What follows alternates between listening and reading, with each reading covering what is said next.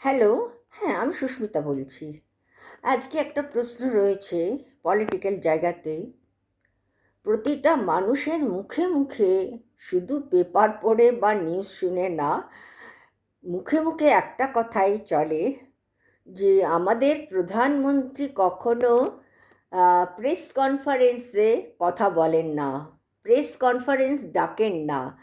সবটাই আহ, যতটুকু যা করার সবটাই স্বরাষ্ট্রমন্ত্রী সেগুলোকে হ্যান্ডেল করেন।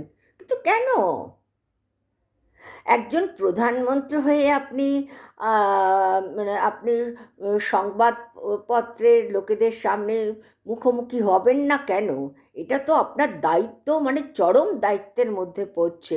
প্রেস কনফারেন্সে আপনার কথা বলার একটা জায়গা, যেখানে প্রতিটা মানুষ আপনার কথার অপেক্ষায় থাকেন।